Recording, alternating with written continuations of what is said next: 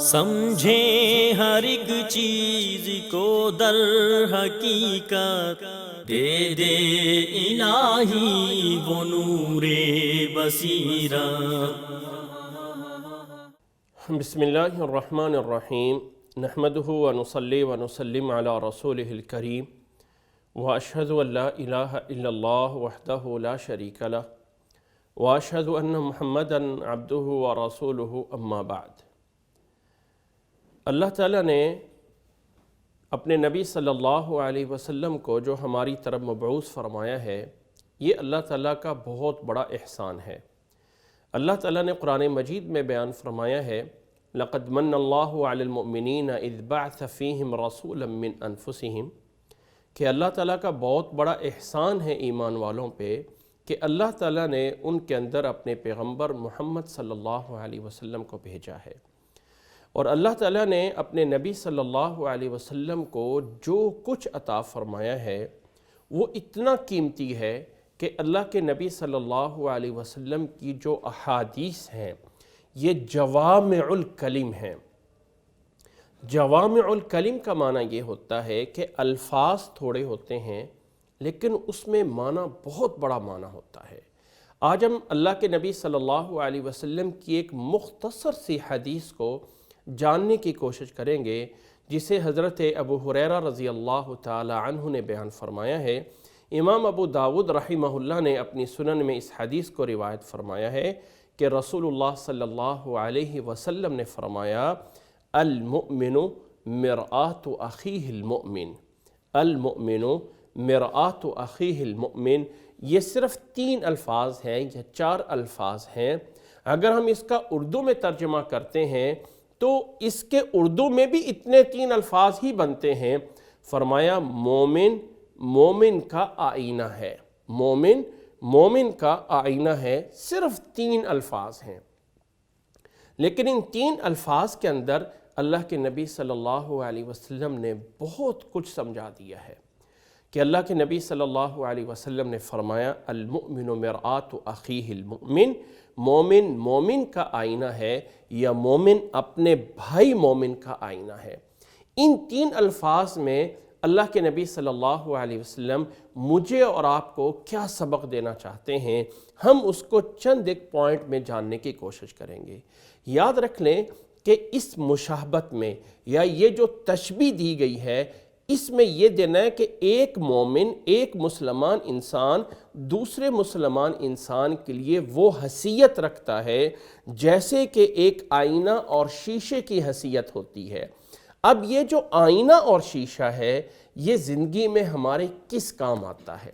کس کام کے لیے ہم اپنی زندگی میں آئینے اور شیشے کو اپنے گھر میں لا کے رکھتے ہیں؟ اس میں مقصد یہ ہوتا ہے کہ اپنے آپ کو دیکھ سکیں کہ میرا جو ہے میں اس میں کیسا لگ رہا ہوں، میرے کپڑے کیسے لگ رہے ہیں، میرا چہرہ کیا ہے اور میں کیسے کھڑا ہوں، چھوٹے ہیں کپڑے، بڑے ہیں، وہ سارے آئینے میں دیکھ سکتے ہیں۔ اس لیے کہ انسان اپنے آپ میں اتنا کمزور ہے کہ اپنی آنکھوں سے ڈائریکٹ اپنے چہرے کو نہیں دیکھ سکتا۔ انسان اپنی آنکھوں سے ڈائریکٹ بغیر آئینے کی مدد کے اپنے چہرے کو نہیں دیکھ سکتا ہے۔ تو یہ آئینے کا ایک وظیفہ ہے، اس کا ایک کام ہے، اور وہ کام میں پہلا کام یہ ہے کہ یہ آئینہ میری اور آپ کی خیر خواہی کے لیے ہے، اور اس خیر خواہی کے اندر کوئی ٹائمنگ نہیں ہے کہ ہم آئینے کو صبح میں دیکھ سکتے ہیں یا شام میں دیکھ سکتے ہیں یا رات میں دیکھ سکتے ہیں۔ جب بھی اس کو دیکھنا چاہیں گے وہ آگے سے خیر خواہی کرتا ہے اور بتا دیتا ہے کہ بھائی آپ کے چہرے پہ یہ ایک داغ لگا ہوا ہے یا ایک داغ نہیں لگا ہوا، کپڑا سیدھا ہے یا کپڑا الٹا ہے۔ تو اللہ کے نبی صلی اللہ علیہ وسلم اس حدیث میں پہلی چیز جو مجھے اور آپ کو سمجھانا چاہتے ہیں وہ یہ ہے کہ مومن مومن کا آئینہ ہے۔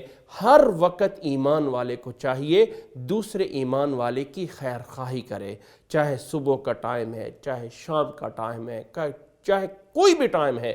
اللہ کے نبی صلی اللہ علیہ وسلم کو اپنے قوم کی اور مسلمانوں کی اتنی فکر تھی کہ اللہ تعالیٰ نے قرآن مجید میں فرمایا لعلک باخع نفسک علی آثارہم اللہ یکونوا مؤمنین، کہ اے نبی صلی اللہ علیہ وسلم اگر یہ لوگ ایمان نہیں لاتے ہیں تو کیا آپ اپنے آپ کو ہلاک کر لیں گے؟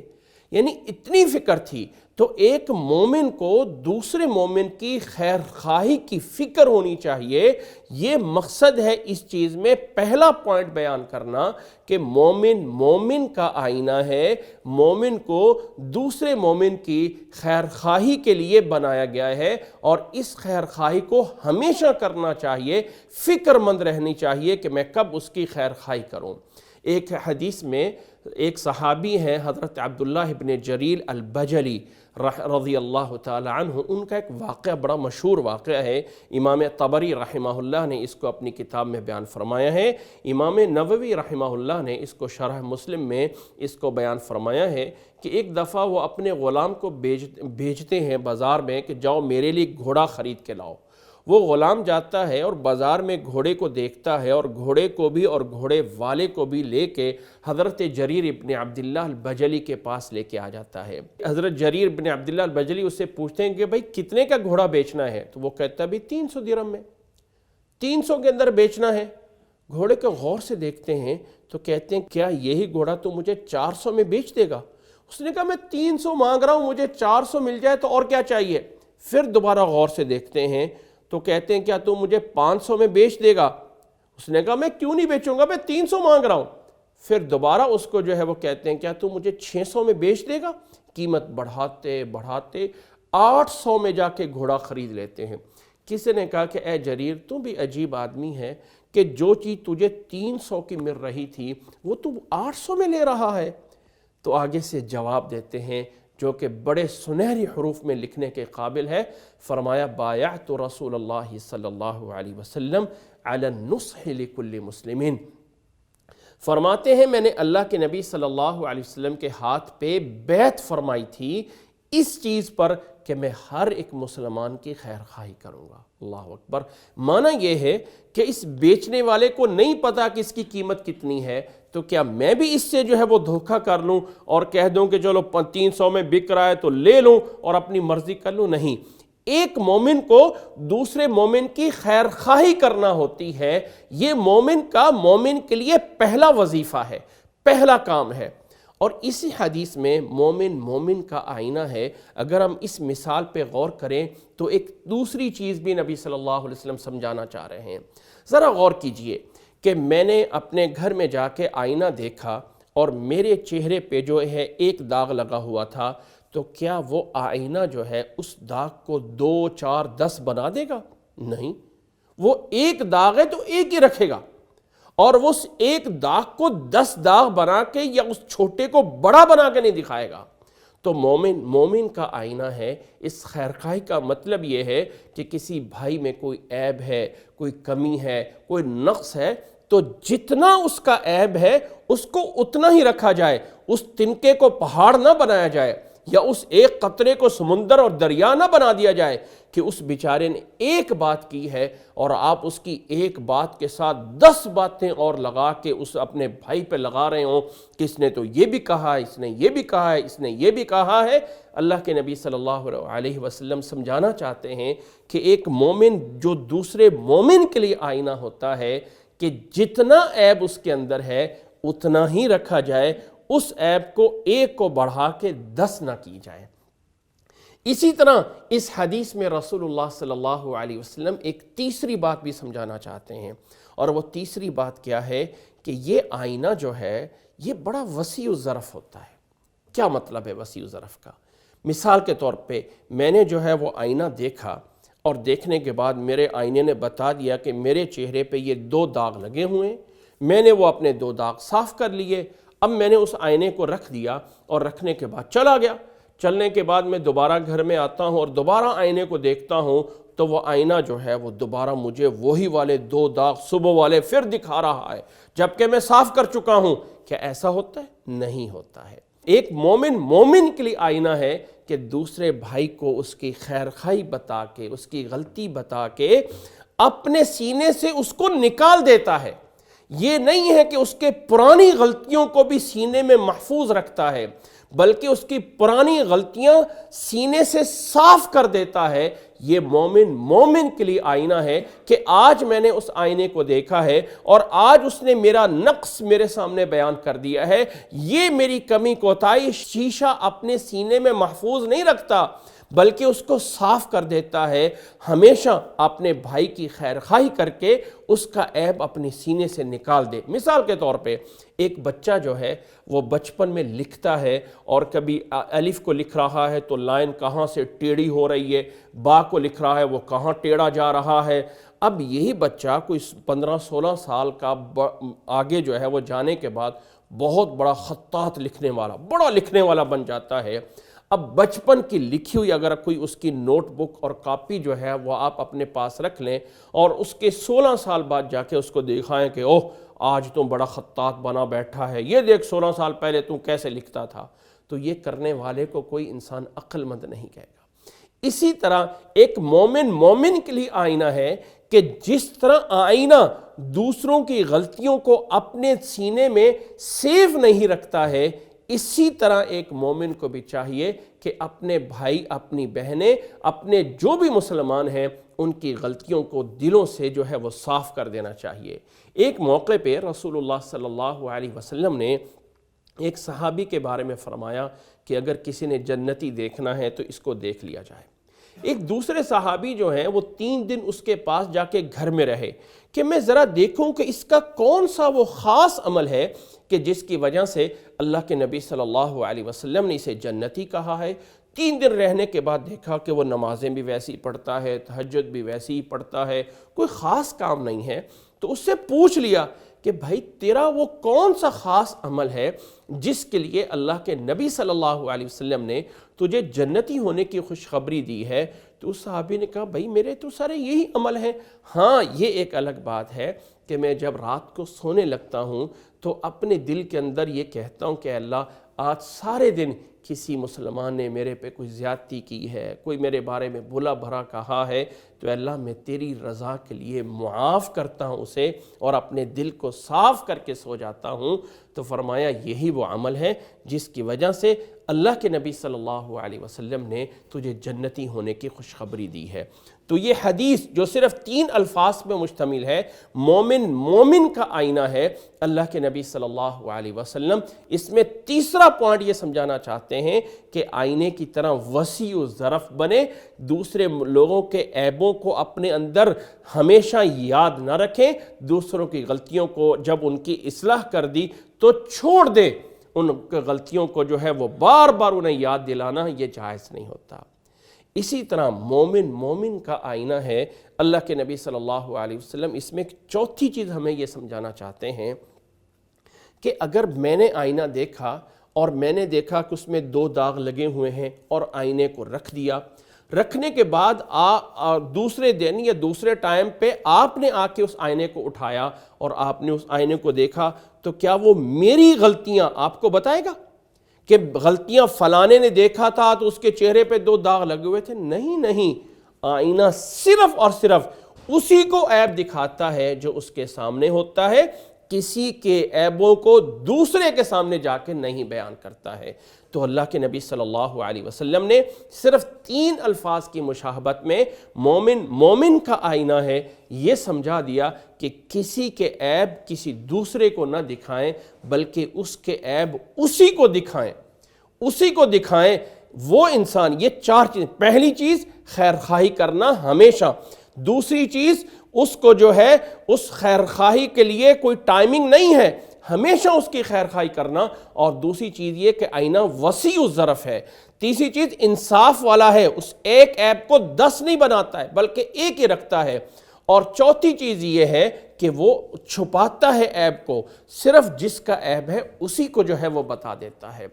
اور چوتھی چیز اللہ کے نبی صلی اللہ علیہ وسلم اس حدیث میں سمجھانا چاہ رہے ہیں کہ یہ آئینہ بڑا صبر والا ہے۔ کیسے؟ مثال کے طور پہ آئینے کو میں نے دیکھا اور آئینے نے بتا دیا کہ میرے چہرے پہ جو ہے ایک داغ لگا ہوا ہے، اور اس داغ کو جو ہے وہ مجھے غصہ آیا اور میں نے آئینے کو جو ہے وہ زور سے زمین پہ مار دیا۔ آئینہ ٹوٹ گیا، اب ٹوٹنے کے بعد میں اس کے ایک چھوٹے سے ٹکڑے کو اٹھا کے اپنے سامنے کرتا ہوں، تو کیا وہ ایک چھوٹا سا ٹکڑا اپنا فرض پورا کرنا اور چہرے کو دکھانے سے انکار کر دے گا؟ نہیں نہیں، وہ ٹوٹنے کے باوجود بھی اپنا عمل، اپنا فرض، جتنی اس کا دائرہ ہے، جتنی اس کی استطاعت ہے، وہ پورا کرتا رہے گا۔ مومن کا آئینہ ہے کہ جب ہم کسی کی خیر خواہی کرتے ہیں، کسی کے عیب بتاتے ہیں، تو آگے والے کی طرف سے تانے ملیں گے، آگے والے کی طرف سے تکلیفیں مل سکتی ہیں، آگے والے کی طرف سے برا اور بھلا کہا جا سکتا ہے، لیکن اس کے برے اور بھلا کہنے کے نتیجے میں اس کے یہ نہیں کہ اس نے ایک بولا ہے تو 10 سے جواب دینا ہے، اینٹ کا پتھر سے جواب دینا نہیں، بلکہ ادفع باللتی ہی احسن، آگے سے اچھے اخلاق سے پیش آنا ہے۔ مومن کا آئینہ ہے کہ جب آپ کسی کو اس کا عیب بتائیں گے تو ہو سکتا ہے وہ آگے سے آپ کو کوئی نہ کوئی کسی آزمائش میں ڈال دے، تو آئینے کو توڑ دیا ہے، تو توڑنے کے بعد اگر اس کا ایک ٹکڑا بھی اٹھائیں گے تو وہ بھی اپنا فرض پورا کرے گا، اور وہ بھی جو ہے وہ آپ کو اپنا فرض پورا کرتے ہوئے عیب جو ہے وہ بتائے گا۔ تو یہی مطلب ہے کہ مومن کا آئینہ ہے کہ مومن کو جب چیزیں بتائی جائیں، آگے سے کوئی بات ہو تو صبر سے کرنا ہے۔ اللہ کے نبی صلی اللہ علیہ وسلم کے صحابہ کی اگر مکی زندگی کو دیکھ لیا جائے تو کافروں نے وہ کون سا تانا ہے، وہ کون سا برا بھلا کرنے کا موقع ہے کہ جس کو مسلمانوں کے مقابلے میں کافروں کو ملا ہو اور کافروں میں چھوڑ دیا؟ نہیں، ہمیشہ مسلمانوں کو جو ہے وہ برا بھلا کہا جاتا رہا، اور مسلمانوں نے آگے اچھے اخلاق سے جواب دیا۔ ادفع باللتی ہی احسن فاذا الذی بینک وبینہ عداوۃ کأنہ ولی حمیم۔ قرآن مجید میں اللہ تعالیٰ نے فرمایا ہے کہ برائی کا بدلہ اچھائی سے دو۔ اگر برائی کا بدلہ اچھائی سے دو گے تو اگر تمہارا کوئی دشمن بھی ہوگا تو وہ بھی تمہارا جو ہے وہ دوست بن جائے گا۔ آج کل معاشرے میں جاتے ہیں اور عموماً سکھایا جاتا ہے کہ تھوڑا سا کوئی بندہ بول دے تو اس کا یوں جواب دینا ہے، نہیں، بلکہ اخلاق سے رہیں گے تو آگے والا دشمن بھی بھائی بن جاتا ہے۔ آئینے کی صفتیں ہیں یہ، اور کچھ آئینہ دیکھنے والے کی بھی صفات ہیں۔ ہم آئینے کو ہمیشہ ذرا اچھے طریقے سے رکھتے ہیں کہ یہ گر جائے گا، ٹوٹ نہ جائے، اس کی حفاظت کر رکھتے ہیں کہ ہاتھ سے نہ چھوٹ جائے۔ اگر آپ لوگوں کو یاد ہوگا کہ بازار سے جب ہم آئینہ لینے جاتے ہیں تو اس کو ایک پلاسٹک کے فریم میں کیا ہوتا ہے، لکڑی کے فریم میں کیا جاتا ہے تاکہ وہ گر کے ٹوٹ نہ جائے، مطلب اس کی حفاظت کی جاتی ہے۔ تو جو انسان کی خیر خواہی کرتا ہو، انسان اس کو تھوڑی سی ویلیو دیتا ہے، اس کا اہتمام کرتا ہے۔ یہ نہیں ہے کہ یہ چیز اس مسلمان نے میری خیر خواہی کر کے میری غلطیاں بتائی ہیں تو اب اس کو جو ہے میں اگنور کروں، دفع کروں، نہیں، بلکہ اس کا احسان مند ہونا چاہیے۔ حضرت عمر رضی اللہ تعالی عنہ کا یہ مشہور مقولہ ہے، فرمایا کرتے تھے کہ رحم اللہ رجلا اہدی الی عیوبی، اللہ اس شخص پہ رحم کرے، اللہ اس شخص پہ رحم کرے جو میری غلطیاں آ کے مجھے بتا دے۔ رحم اللہ رجلا اہدی الی عیوبی، اللہ اس شخص پہ رحم کرے جو میری غلطیاں آ کے مجھے بتاتا ہے۔ اس لیے جس طرح ہم آئینے کی حفاظت کرتے ہیں، اس کو فریم میں رکھتے ہیں، اس کو سنبھال کے رکھتے ہیں، اسی طرح جو مسلمان بھائی میری اور آپ کی خیر خواہی کرتا ہے اس کی بھی حفاظت کی جائے، اس کی بھی خیر خواہی کی جائے۔ اور اس کے ساتھ ساتھ ایک آخری بات ہے جو مجھے اور آپ کو اس حدیث سے سمجھنا ہے کہ مومن کا آئینہ ہے۔ آخر آئینہ ہی کیوں دیا مثال دینے میں؟ آئینے ہی سے کیوں مشابہت دی؟ کسی اور چیز سے بھی ہو سکتی تھی۔ یاد رکھ لیں کہ یہ جو ایمان والوں کا آپس میں رشتہ ہوتا ہے نا، یہ بڑا نازک بھی ہوتا ہے۔ جتنا یہ معزز رشتہ ہے نا انسان کا ایک انسان سے، اتنا یہ نازک رشتہ بھی ہے۔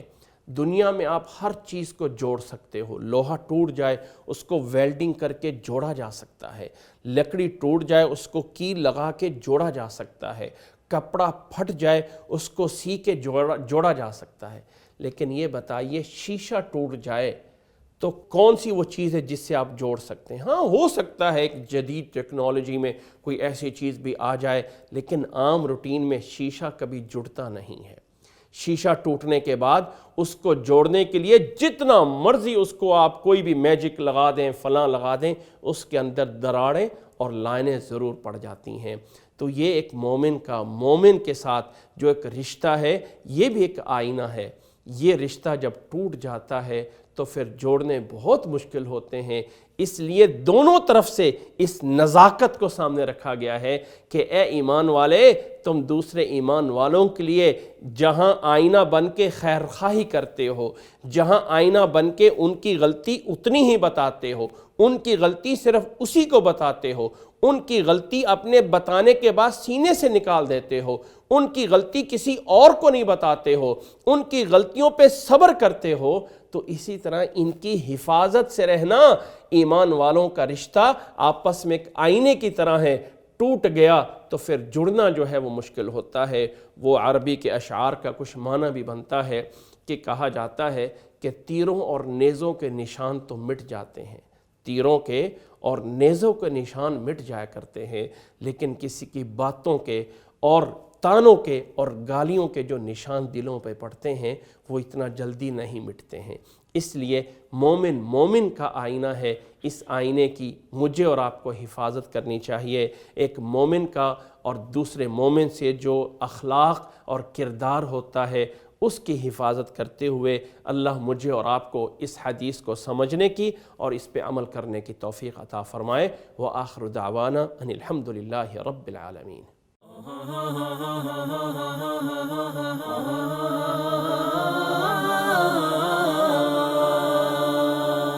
سمجھیں ہر ایک چیز کو در حقیقت، دے دے الہی وہ نور بصیرت۔